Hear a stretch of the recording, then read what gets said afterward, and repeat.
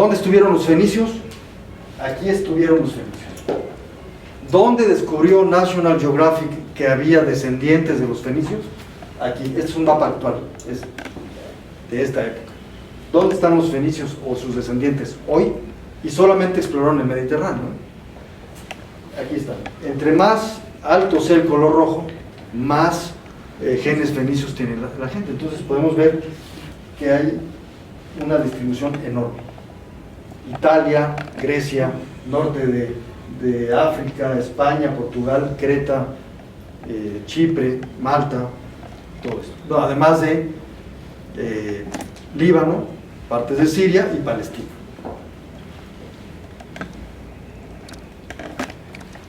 Bueno, uno de los elementos más importantes fue el comercio, que empezó con trueque, empezaron el intercambio, y la manera de hacer el trueque de los fenicios era llegar a los lugares, desembarcar, poner la mercancía en la playa y retirarse a los barcos, para no intimidar a las personas.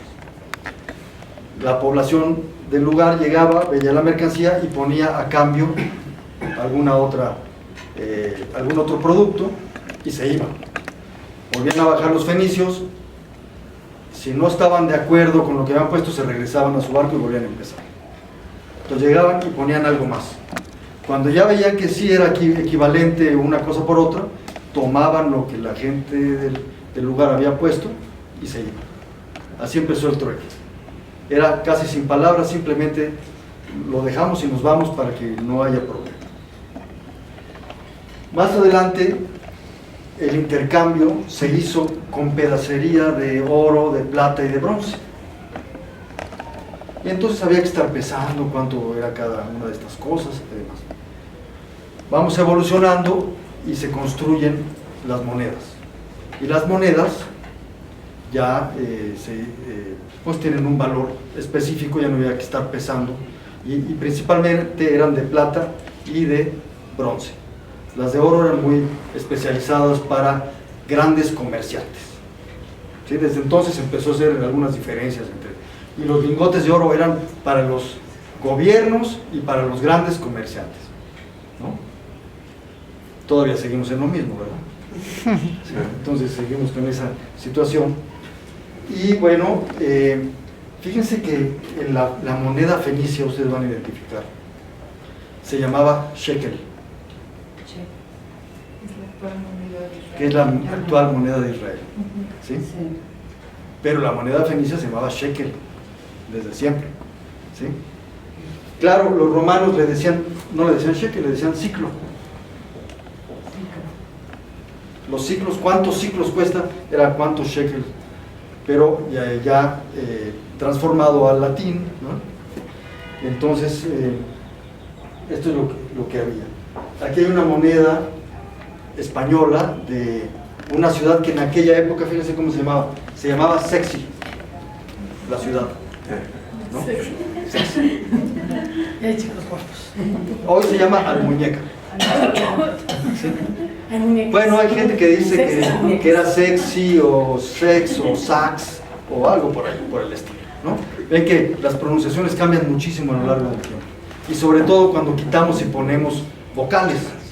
Las vocales nos hacen cambiar mucho la pronunciación. Pero si queremos saber si una lengua está relacionada con otra, lo que tenemos que hacer es quitar las vocales y dejar las consonantes, y se van a parecer muchísimo, ¿no? Porque las vocales son los que hacen la diferencia de una cultura a la otra, principalmente. Entonces, bueno, luego, fíjense el sistema bancario que se inventaron. En lugar de estar llevando el dinero en la bolsa y lo fueran a asaltar o se lo vayan a robar y demás, empezaron a hacer bancos en todo el Mediterráneo.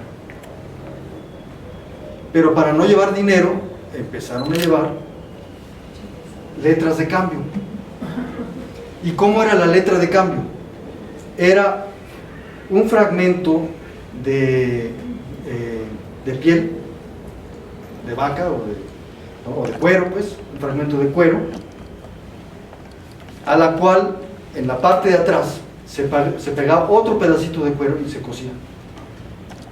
con la información hacia adentro, o sea que nadie podía saber eso. Como un sobre. Como un sobre. Cuando la persona llegaba al otro banco, pero inclusive llegaba, podía ir a Grecia, o sea, se podía ir de España a Túnez o a lo que es hoy España, Túnez, Marruecos, 2 semanas después. o Líbano o Siria, ustedes llegaban con su documento y estaba también hecho el sistema bancario que lo reconocía. Entonces el del banco le quitaba el hilo con lo que estaba cosido, veía de qué se trataba, cuánto quería retirar y le daban su dinero. Y volvía a anotar. Pero aparte era muy curioso, había una clave, no cualquiera podía leer lo que había ahí. Entonces sería muy interesante, no lo sé si alguien ya lo descubrió, cuál es este lenguaje en clave que se usaba en los bancos de esa época. Sería muy interesante saber, porque solamente lo conocían los banqueros. Ni siquiera el dueño del documento, no sabía ni qué signos tenía ahí adentro, ¿no? Y entonces, pero era este sistema, exactamente este sistema bancario, prevaleció en Europa durante toda la Edad Media. Se fue desarrollando durante toda la Edad Media hasta que empezaron a salir otro tipo de tecnologías, ¿no? Para manejar el dinero. ¿Qué les parece? Esto es algo muy, muy interesante. Posiblemente un alfabeto oculto, secreto por ahí para anotar esto. Todavía falta por descubrir el asunto, ¿no? Bueno, una ciudad fenicia. La característica de las ciudades fenicias es que eran amuralladas. Imagínense ustedes los palacios de Europa, con sus torres y sus murallas. Eran derivados de las ciudades fenicias. Todas estas ciudades europeas. Y una característica es que había casas muy altas. Desde esa época había casas de 6 pisos y se subía por medio de una escalera de caracol. Y adornaban las casas hasta arriba con palmeras. Y esto refleja parte de esta arquitectura. Pero que además había drenaje. ¿Sí?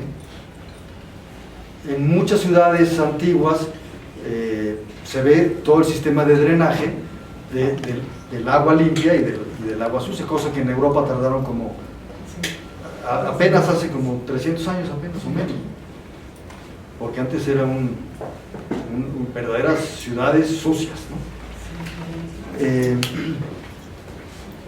Inclusive, bueno, se ha hecho mucha excavación por razones obvias. Se ha hecho mucha excavación en Jerusalén, por ejemplo, pero Jerusalén fue una ciudad fundada por los cananeos, ¿no? De como 2000 años antes de Cristo. Entonces ya desde entonces tenía todo este sistema de aguas. Y bueno, la ingeniería, los puertos, los barcos eran muy importantes. Los puertos para barcos grandes y los puertos para barcos pequeños, que estaban casi siempre en la misma bahía, pero tenían entradas diferentes para poder diferenciar. ¿Sí? Los barcos grandes, que eran los que transportaban mercancía a lugares lejanos, también luego se convirtieron por necesidad en la época de los romanos en barcos de guerra para defenderse de Roma. Que Roma, bueno, ustedes saben cuál es el lema principal de Roma en esa época, cuando empezó a salir, ¿no? Para que Roma viva, Fenicia debe morir. ¿Sí? Y así pasó. Así pasó a partir de las guerras púnicas. Murió Fenicia como estructura social y política, pero no los fenicios. Los fenicios siguieron y se incorporaron a las nuevas, a los nuevos países, a los nuevos imperios. La filosofía de los fenicios es, ellos pensaron en todo, cómo se originó el mundo, de dónde venimos, hacia dónde vamos, qué necesitamos hacer, qué es lo bueno que debemos hacer o lo malo. Tenían una estructura muy importante del pensamiento. Su objetivo era conocer y ordenar el mundo, no nada más ir paseando por ahí a ver qué pasaba. Ellos dijeron que el universo se formó, bueno, rápidamente, en un inicio era un caos oscuro, ¿no? La eterna noche caótica, eso decían los fenicios. Eso viene de unos escritos que vienen de San Kenyatón, o San Cunyatón, como le dicen, que fue un sacerdote e historiador fenicio de 1300 años antes de Cristo, que llegó indirectamente hasta esta época. Él retomaba escritos más antiguos todavía.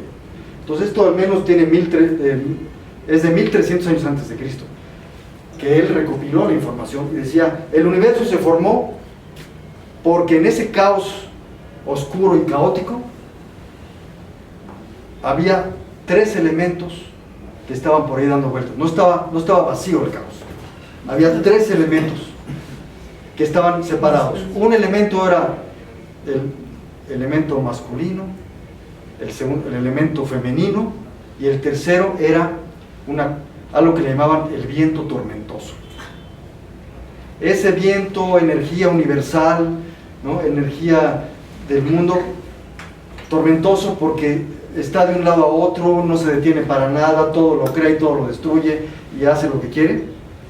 Cuando el viento universal reúne estos elementos separados, porque mientras están separados no pasa nada, reúne a lo masculino con lo femenino, en ese preciso momento se hace la luz, se crea el universo, los planetas, la vida,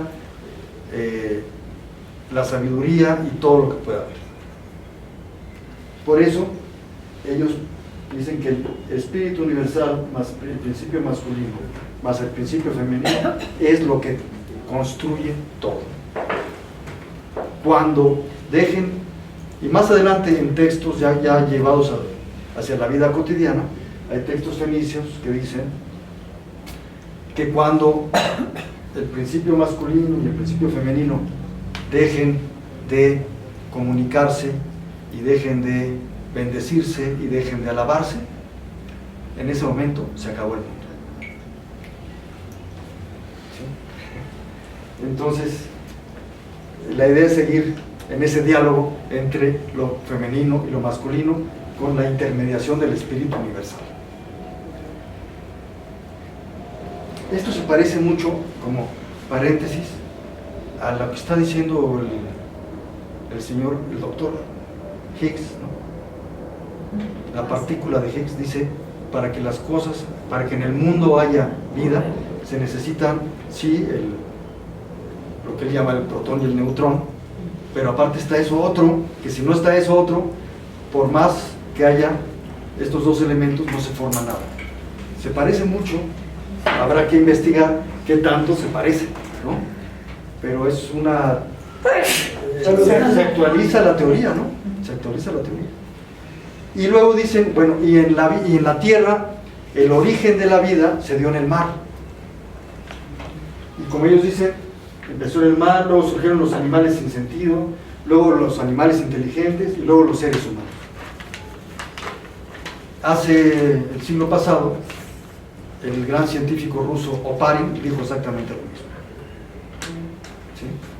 ¿Sí? Y daba conferencias por todo el mundo por haber generado esa idea. Por eso hay ideas arquetípicas, ¿no? Que de alguna manera nos van llegando cada X tiempo, y no quiere decir que le haya copiado, no, son conceptos, de repente son iluminaciones que seguramente nos están dando una indicación de algo que sí pasó, ¿verdad? Bueno, ¿cuál es la misión de los seres humanos según los fenicios? Rápidamente: ser inventores y descubridores, entender y ordenar el mundo, dispersarse por el mundo y ser ejemplo para otros. Entonces, si alguien quiere conservar la identidad fenicia, pues que sea buen ejemplo para otros, ¿no? para que esto pueda seguir. Y bueno, hay una cosa muy importante que siempre hay en el universo, según los fenicios, es cuando se reúne el espíritu masculino y femenino con el viento tormentoso, indican que no es nada más algo mecánico, sino que en el momento de esa unión, que es física, ¿sí? Lo primero es lo físico, pero en un segundo atrasito viene la emoción. O sea que el universo es físico, pero también es emocional, es afecto, es cariño, es amor, ¿no? Y ellos le llamaban a esto, le llamaron deseo, así tal cual. Entonces, el deseo es lo que finalmente va a generar la intención de hacer las cosas. También hace unos 2 siglos, el doctor Freud volvió a decir algo parecido, ¿no? Entonces hay 4 puntos muy importantes en la construcción del universo: lo físico, lo emocional, luego viene la creatividad y la razón, y todo viene junto. Pero si nos damos cuenta, eso es una descripción del desarrollo del ser humano. Cuando nace un niño o una niña, físico, de inmediato es emocional, y poco a poco va construyendo la imaginación y al final la racionalidad, que es lo que siempre nos llega hasta el último, ¿no? Ya llevamos un buen rato en este mundo y todavía no conectamos ahí con la racionalidad. Algunos dicen que hasta los 25 se empieza a conectar, pero a veces tarda más, puede ser que es mucho más, ¿no? Pero ellos lo identificaron, entonces por eso estaban. A partir de esto, afortunadamente, generé yo un método de desarrollo a través del conocimiento, a partir de principios de este tipo, porque fueron, y que se ha ido aplicando pues adecuadamente con individuos, grupos y organizaciones, y ha funcionado bastante bien. Bueno, luego decían, bueno, todos estos principios filosóficos se trasladaron a la religión. Ahí la filosofía y la religión más bien era la misma línea, no había contradicción entre filosofía, ciencia y religión, porque estos principios que vimos lo tradujeron en religión, en que había un Dios Padre y una diosa Madre, ¿no?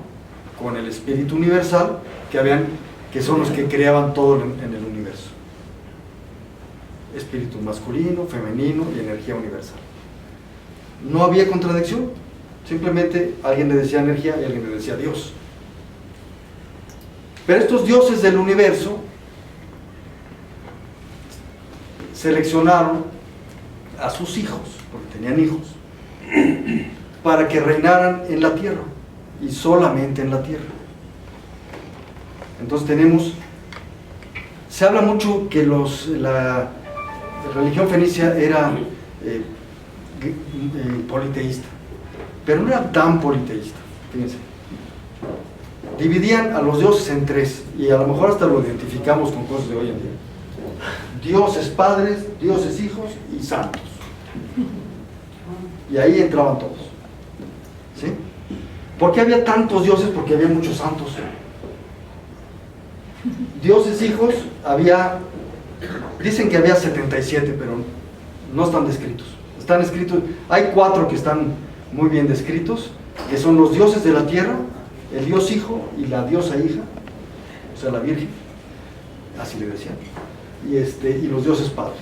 Entonces, el dios padre, diosa madre, dios hijo, la virgen y los santos. El papel de los hijos era que la vida en la tierra siguiera adelante. Si no seguía adelante, pues problema de ellos, porque no lo pudieron hacer. Entonces el dios de la tierra estaba condicionado, no tenía el puesto eterno de que ya eres el hijo del Dios universal, y ya no, tenía que trabajar todos los días para que la vida permaneciera en la tierra. Y hay una narración muy interesante en donde hubo cambio de dioses, ¿sí? Porque ellos tenían típico de los fenicios, y supongo que de los libaneses, discutían todo el día. No sé si los libaneses sigan discutiendo todo el día, y de todo lo discutían, todo lo veían, y por qué, y cómo, ¿no? Inclusive los dioses discutían, tenían la asamblea divina, ¿sí? Porque para los fenicios todo era asamblea, había asamblea de todo, inclusive asamblea divina. Entonces estaba el Dios Padre, la Diosa Madre, el Dios Hijo, el representante, los mensajeros que eran los dioses, ¿no? Y demás. Hubo un momento en que en la tierra hubo una discusión muy importante, y está registrada, porque iban a cambiar de Dios en la tierra. O sea, uno de los hijos de los dioses del universo ya lo iban a cambiar. Este hijo de Dios que iban a cambiar era el caos. El caos. El mar revuelto, el caos. Entonces, eso fue por intermediación de la hija de Dios, que era al mismo tiempo hermana y pareja del Hijo de Dios. Bueno, pues eran hijos de los dioses, ¿no? Entonces, la hija de los dioses le dijo a los dioses padres: ya el rey debe ser el Dios de la vida, ya no debe ser el caos, porque ya lo ha demostrado, ya está lleno de vida este planeta, ya no es el caos que había antes, él debe ser el rey. Y hubo una discusión en esta, pues los dioses padres estaban renuentes, pues siempre ha funcionado así, ¿para qué le cambiamos? Siempre ha sido, así está registrado de esa manera, ¿no? Si siempre ha sido así, ¿para qué cambiamos? También sigue pasando en algunos lugares también, ¿no? En algunas organizaciones, vamos a cambiar, no, si así ha funcionado siempre, ¿no? Ya ni le muevan. Ahí también empezó a registrarse así, y finalmente, bueno, en el ínter de la discusión está registrado, había otro diosecito ahí, chiquito, chaparrito, que fue y se sentó en el trono. Dicen, mientras se ponen de acuerdo, yo soy el rey de la tierra, nada más de la tierra. Entonces, se sentó en el trono, y todo el mundo se le quedó viendo, y él también se quedó viendo a todo el mundo, y le dio mucha vergüenza, y se va. ¿Por qué? Porque dicen los textos, los pies no llegaban al piso, y la cabeza no llegaba al tope de la silla. No podía ser rey, ¿no? Entonces se bajó, y entonces ya finalmente se quitó el caos, se le dio al Dios de la vida como rey de esta tierra, pero condicionado. Si no puedes, el caos regresa. ¿Ok? Ok. Y para eso tienes que trabajar todos los días, junto con la Virgen y con dos aliados muy importantes, que fue Shamash, que es la sabiduría, la luz, ¿no? Que viene de Shah, ¿no? Shah, la luz, la sabiduría, o Shamash, y Kotar, que es la creatividad. Entonces, entre creatividad y sabiduría, junto con la Virgen, que es la que lucha, pero aparte de ser luchona, es amorosa, más todo lo que tú puedas hacer. Entonces, Kotar es el gran artesano, que es el que ayuda al rey de la vida, ¿sí? Claro, luego vino el otro hermano, que es la muerte, y se empezó a luchar contra el nuevo rey. En principio le ganó, lo mandó al inframundo. La Virgen fue por él, juntó los pedazos, nuevamente se relaciona con mitología también egipcia, ¿verdad? Junta los pedazos y resurge el Dios Hijo. Y fíjense, casi cada primavera los fenicios celebraban el renacimiento del Dios Hijo, ¿sí? Y bueno, la muerte dijo, bueno, está bien, nunca vas a ganar, te doy un permisito para que mientras vivan las cosas siempre se te van a morir, no importa, ¿no? Y él decía, pues no, porque todo el mundo le decía a él, es que tus productos siempre se mueren, ¿no? Las plantas, los animales, las personas, siempre, sí, pero mi eternidad no es la eternidad de ustedes, mi eternidad es la renovación. Mi eternidad es siempre estarse construyendo todos los días y renovarse. Y quedar, bueno, mientras hagas eso, adelante. Si te falla, el caos y la muerte vuelven a reinar aquí. Y la muerte le dijo, bueno, entonces, si quieres reinar, dame a todos los seres humanos, sacrifícalos por mí. Y no aceptó, ¿no? Él prefirió sacrificarse, ¿no? Pero renacer. ¿Sí? Bueno, vemos que hay coincidencias con muchas cosas que pasan hoy en día, ¿no? Tengo la sospecha que cuando vemos la religión católica se deriva directamente de la religión cananea, con sus variantes. Sí. Bueno, el alfabeto, vamos a esto. El alfabeto, este es el alfabeto cuneiforme y el alfabeto lineal, que se encontró 1600 años antes de Cristo. Como pueden ver, son muy parecidos, vean las letras. Esto está hecho con cuña, esto está dibujado. Pero si ustedes pueden ir viendo, esto con esto. Yo lo único que vi, que a lo mejor algún escriba se equivocó un poquito, es que entre la L y la M, el escriba de acá escribió este signo y lo pasaron acá, y el otro escribió este signo, pero están así como cruzados. La L por la M, en algún momento se cambiaron ahí y ya de ahí en adelante para la historia, ¿no? Si no hubiera habido ese cambio, la L la seguiríamos escribiendo como M y la M como L, ¿no? Pero algo pasó, algo se cambió. Este es el alfabeto sudarábigo que también se encontró ahí. El alfabeto sudarábigo es las 4 primeras letras son H, L, J, M, ¿no? El otro alfabeto, perdón, es ABGC, ¿no? No es ABCD, es ABGC. El ABCD lo inventaron los etruscos. La C no existía como tal. Esa es que tienen mucho que ver los etruscos con los fenicios. Le pusieron la C y de ahí pasó al latín. Bueno, aquí están más o menos lugares donde se han encontrado grandes bibliotecas.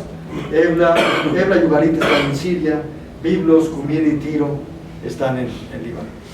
En esa época era cultura fenicia totalmente. Bueno, la organización política llegó un momento, tuvieron de todos los fenicios, monarquía, aristocracia, oligarquía, tiranía, que esa no prosperó mucho, la quitaron rápidamente, y democracia. La democracia era parte inherente al espíritu fenicio, porque había monarquía o aristocracia o oligarquía o lo que sea, siempre había asambleas. El rey nunca decidía solo, estaban las asambleas. En un principio, en Medio Oriente estaban las asambleas de los viejos, ¿no? Y la de los jóvenes. Había 2 asambleas, no nada más los más grandes tenían la asamblea de los viejos y luego también estaba la de los jóvenes. Esto fue pasando el tiempo y la asamblea de los viejos dio origen a la asamblea alta o al senado, ¿sí? La palabra senador viene de senil, quiere decir viejo, ¿no? Y también actualmente la Cámara de Senadores sigue siendo la Cámara de los Viejos, porque son seniles, ¿no? Bueno, según la palabra, pues, ¿no? Y la Cámara de los Jóvenes es la Cámara Baja o la Asamblea Popular o la de diputados o demás, que desde entonces se usaba mucho. Entonces estaba el poder legislativo, pero también tenían el poder ejecutivo. Entonces dividieron entre poder ejecutivo y legislativo. Había un presidente y los magistrados. El presidente y los magistrados estaban seleccionados entre las personas más destacadas de la sociedad. ¿Destacadas en qué sentido? Si eran grandes comerciantes y tenían mucho dinero, pues ya. O aportaban ideas interesantes y novedosas, y la asamblea del pueblo pues eran todos los demás. Y había comisiones. El poder judicial estaba dividido entre el poder ejecutivo y el legislativo. El poder judicial no estaba aparte.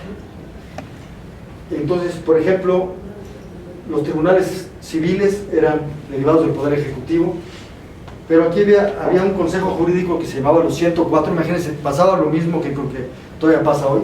El objetivo de los 104 era limitar el intento de las familias influyentes y sus generales de pasar sobre la libertad pública, el gobierno y la justicia, obligarlos a rendir cuenta de sus acciones, temer a los juicios y leyes a las cuales serán sometidos e inspirarles el respeto a la autoridad del Estado. Se necesitan los 104 ahorita todavía, ¿no? A veces. Y bueno, esto es Aristóteles decía que la constitución y la legislación fenicia era de la más avanzada de su época. Y luego esto influyó en el derecho romano. Mucho de lo que era el derecho cartaginés o fenicio pasó al derecho romano, junto con las constituciones de Grecia. Bueno, las rutas marítimas de los fenicios, había comerciales, había militares, y este es un dibujo asirio que habla de una nave fenicia, pero aquí podemos ver que viene custodiada por dos soldados con sus lanzas. Hay dos secciones, mujeres y hombres. Las mujeres aquí van de frente una con la otra, están platicando. Los hombres van uno tras de otro, van a decir, a ver qué hay, ¿no? Y aquí están los remos. Este es un birreme, o sea, 2 niveles de remos, pero siguieron evolucionando hasta tener 3 niveles de remos, 4, hasta 5, ¿no? Hasta los quinquirremes. Las naves más grandes y que luego fueron de guerra tenían un espolón al frente, por si alguien se les atravesaba, pues se pasaban de largo. Un espolón de metal que rompía cualquier cosa. Bueno, participación social, siempre hubo asambleas de todo. O sea, imagínense, siempre había discusiones de esto. Por eso Polibio, un filósofo griego, decía, por eso les ganó Roma, porque Roma eran los senadores en esto y lo otro, y los fenicios discuten y discuten, a ver cuánto se los digo. Entonces es algo para la historia, qué tanto hay que discutir las cosas. El Estado trabajaba con las familias. Si querían ampliar la muralla o hacer un camino nuevo o hacer una construcción nueva, el rey o el Estado daba el plan, el diseño. Se le pedía, por ejemplo, a familias que tenían mucho dinero que se encargaran de hacer un tramo de la muralla o del camino, que supervisaran a los trabajadores y les dieran de comer. Entonces había una relación entre el Estado y los particulares para la construcción de infraestructura de las ciudades. Y bueno, asambleas había de todo, inclusive la asamblea divina, ¿no? Educación, bueno, había educación filosófica, religiosa, educación superior, diplomática y para la convivencia social. Tenían textos en varias lenguas para poderlos identificar, tanto en cananeo como en hitita, como en sumerio. Se podía seguir una carrera profesional para estar en las bibliotecas, que iba escriba, experto en tablillas y maestro. Un investigador italiano dijo, eso equivalía exactamente hoy a licenciado, maestro y doctor. Entonces eran los que estaban a cargo de las bibliotecas. Aparte había congresos internacionales, hay registros de congresos internacionales que venía un señor, quién sabe de dónde, a hablar de medicina y reunían a sus estudiantes, o hablar de agronomía, o hablar de astronomía. Y había también formación de pensadores, intérpretes y traductores, pero no nada más eran intérpretes y traductores de la lengua de otras personas, no, eran intérpretes y traductores de la vida terrenal y cósmica, ¿no? Los fenicios le llamaban traductores, los griegos le llamaron profetas, que es la palabra que ha llegado con nosotros, los profetas. Era el término griego, pero entre los fenicios le llamaban intérprete, traductor, maestro, ¿no? De cómo entiendes tú la vida cósmica o la vida, y eran muy respetados. Tenían diccionarios, vocabularios, manuales de lenguas extranjeras, textos administrativos, comerciales, legales, científicos, obras religiosas. Todo eso se encontró en las bibliotecas, y aparte ordenados alfabéticamente, y aparte un libro donde decía dónde estaba ubicada cada una de las cosas. O sea, la biblioteconomía ya estaba en auge. Esta biblioteca más antigua fue de 2500 años antes de Cristo.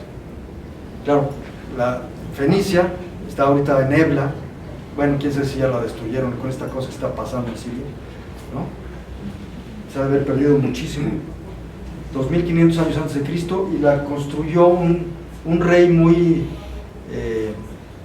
sabio, que se llamaba Ibrim o Abraham, que era un rey fenicio, pero no es el Abraham bíblico, sino es otro Abraham, ¿no?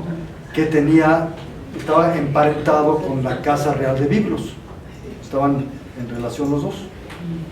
Era Ibrim o Abraham, o como dije alguna vez, también le decían Ebrium, pero no sé si le conocían algo más, ¿verdad? La participación de la mujer era completa. La participación de la mujer era en todos los niveles. Para empezar, el universo se formó por la unión de energías femenina y masculina. O sea, la mujer no quedaba fuera. Estaba dentro de esto. Como decían, cuando separemos lo masculino con lo femenino, el mundo se acaba, ¿no? Había dioses y diosas, reyes y reinas. La vida social, familiar y productiva participaban igual hombres y mujeres, ¿sí? Ejemplos importantes de mujeres: Europa y Elisa Dido. Europa, pues le dio el nombre a todo el continente, ¿no? Tal parece que fue la fundadora de la cultura minoica. El hijo de Europa es Minos, y entre los fenicios, cuando el dios del universo tenía un hijo con una mujer humana, esto era para generar reyes. No eran dioses, eran reyes. Entonces así se formó Biblos, se formó Beirut, se formó Creta, la cultura minoica. Entonces Minos era hijo de Europa, una princesa fenicia de Tiro, y del dios del universo. Entonces, por lo tanto, él debía ser rey, porque esa era la línea. Para que hubiera reyes, eran dioses, hijos de Dios, pero de una mujer terrenal, pues. Y Elisa fundó Cartago, que fue, a final de cuentas, el gran imperio de los fenicios en Occidente. Desde ahí administraban parte de Italia, parte de España y todo el norte de África.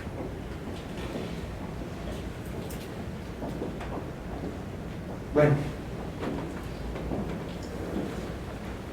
símbolos fenicios que llegan hasta la actualidad: el cuerno de la abundancia, la balanza. El cuerno de la abundancia era para sabiduría, no para dinero. La balanza, igual, justicia. Y el báculo con la serpiente era Shmun, que era el símbolo de la salud, el médico. También se le conocía como Sat Rafa o Sadrapa, ¿no? Rafa es médico, ¿no? Rafael, pues es el médico de Dios, ¿no? Porque el dios del universo de los fenicios se llamaba él. Y bueno, tenían símbolos muy específicos. Tautos, el que creó todo el conocimiento del mundo. Para los egipcios, Tot. Para los griegos, Hermes. ¿sí? El creador del universo, del conocimiento, más bien el que ordenó el conocimiento del mundo. Diplomacia, orden, creatividad y piedad. ¿Sí? Tautos. Pero también estaba Misor, el sabio, el ágil. Y estaba Sidik, el justo, símbolo de la justicia, y Eshmun, o Sadrafa, símbolo de la salud. Se supone que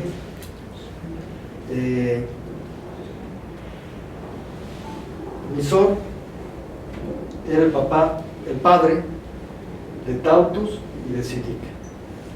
Y Sidik era el padre de Eshmun y de otros 7 hijos más que dispersaron el conocimiento por el mundo. Se les llamaban los Kabirim o Jabirim, que luego se conocieron como los Kabiros, ¿no? Es una palabra, Jabirim o Kabirim significa que van de un lado a otro, ¿sí? Jabirim. También de ahí viene la palabra hebreo, Jabirim, pero digamos que estos son los hebreos fenicios, o sea, los que andaban por el mundo, ¿no? De un lado para otro, eran los Kabiros o los Jabirim, difundiendo el conocimiento por todos lados.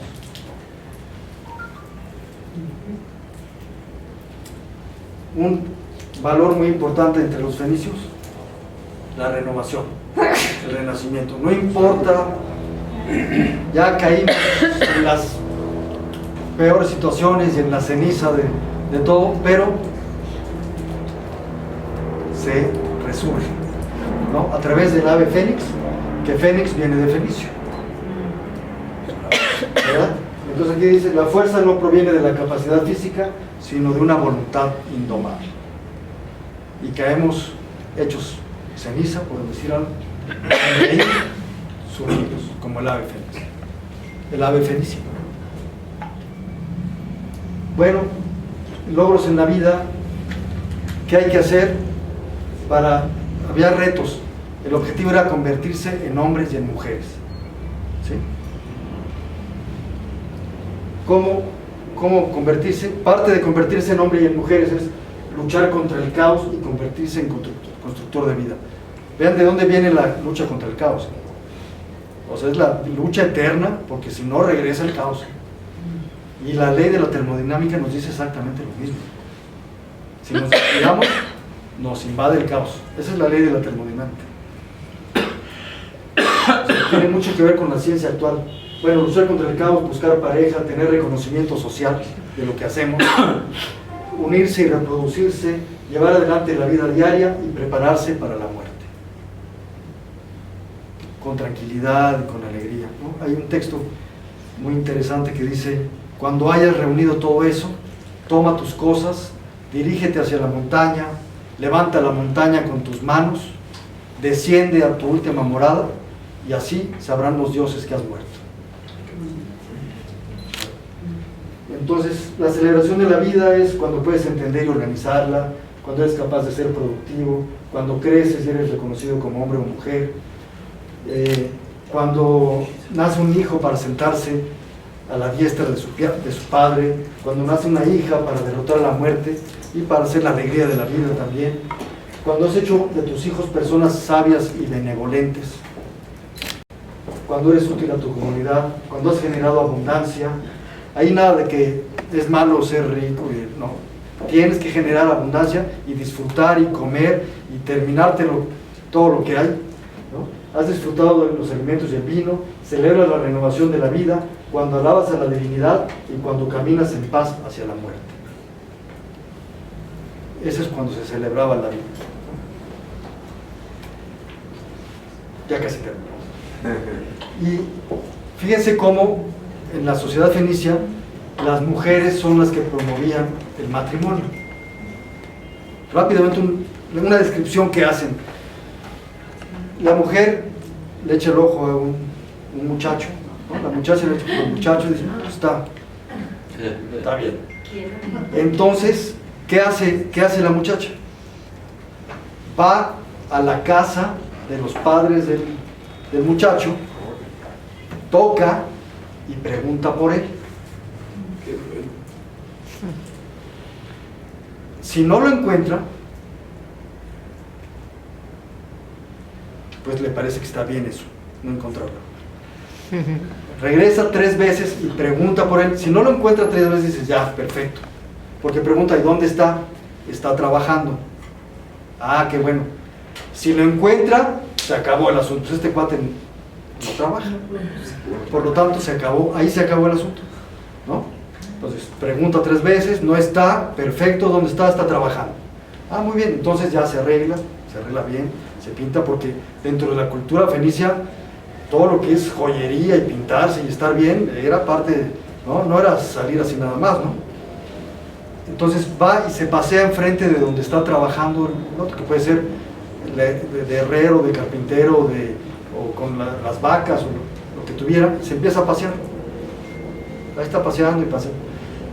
Dice el texto, cuando el muchacho levanta los ojos y ve a la más hermosa de las mujeres, deja lo que está haciendo y se acerca a ella.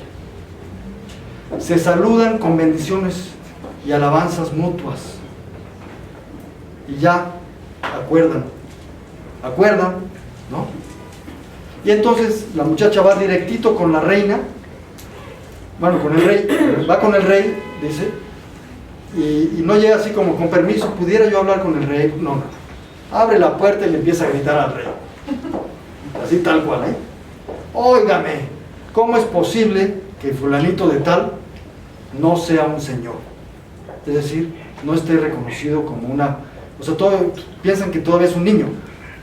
No. ¿Cómo es posible que no sea un señor? Ya deberían construirle su casa, porque para ser un señor hay que tener casa. Y él no tiene casa, ¿por qué no le han construido su casa si ya puede ser un señor? Entonces el rey, tranquilamente, ya sabe cuál es el ritual. A ver, muchacha, claro que sí, pasa a hablar con mi esposa. Entonces va la muchacha y habla con la reina. Se encierran por ahí, empiezan a discutir, a ver por qué, a ver si es cierto. Si la reina queda convencida de lo que le dijo la muchacha, entonces la muchacha le dice al rey. La reina dijo que sí. Ah, perfecto. Entonces sale el rey y le dice al pueblo, señores, ya se aceptó que fulanito tal sea un señor, vamos a construirle su casa. Y van y entre todos le construyen su casa. Hay una fiesta, una ceremonia, y ese es el casamiento, ¿verdad? Pero el muchacho tiene que pasar por varias etapas, ¿no? Si está dormido en su casa, nada más no, se acabó, ¿sí? Tiene que estar trabajando, y 3 veces, ¿eh? Y luego pues la que organiza todo es la mujer, ¿sí? O sea, nada de mujeres sometidas en esa época, ¿no? Estaban a la par. El sometimiento de la mujer en Medio Oriente vino con la cultura griega. Cuando llegaron la cultura griega y luego la romana, ahí sí hubo una gran diferencia de género, ¿sí? Bueno, arte fenicio. Esto es una tablilla que se encontró en Ugarit, la partitura más antigua del mundo, música y coros, 1400 años antes de Cristo.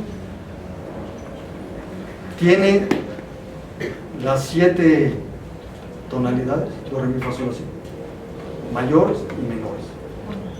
Pensaban que los griegos habían inventado esto. No, esto fue mucho antes. ¿Dónde fue encontrado?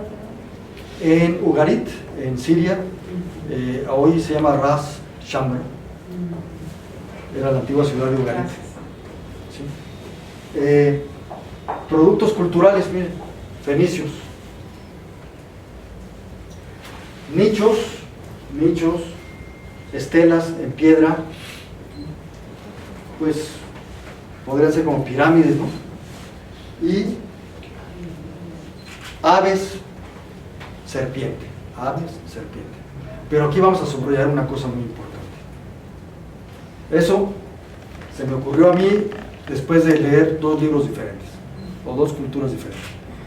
Pues ¿saben qué? Esta son fenicias. ¿Sí?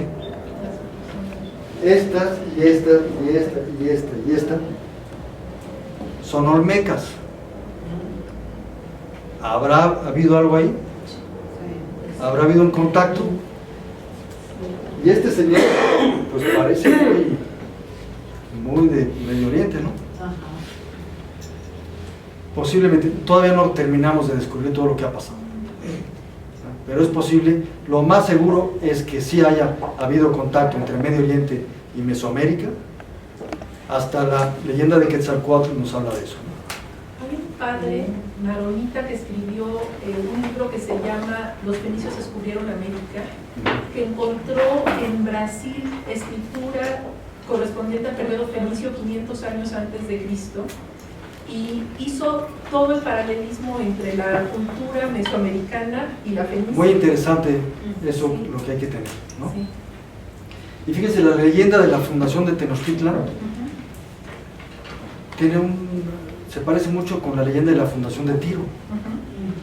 La leyenda de fundación de Tiro dice que debían fundar la ciudad en una isla que tuviera un águila posada encima ¿de qué? De la Un olivo. No, de un olivo. Sí. Sí, porque no había nopales por ahí, ¿no? La diferencia era... Aquí sí era el nopal y allá era el olivo. De la serpiente no hablan mucho, pero sí era una isla donde hubiera un águila posada en un olivo, y aquí una isla donde hubiera un águila posada en un nopal, y aparte se le agrega la serpiente, ¿no? Que aparte la serpiente y el ave van juntas en las dos culturas, ¿no? Sí. Van juntas, son elementos que van, es renovación, es la tierra y el cielo, ¿no? Es toda esta fuerza junta que tiene. Muy bien. El saludo fenicio, lo van a ver muy seguido, ¿no? Ahorita nada más hacemos así o hacemos así, pero lo podemos ver en múltiples esculturas. Bendiciones, saludos y buenas noches. Y con eso terminamos.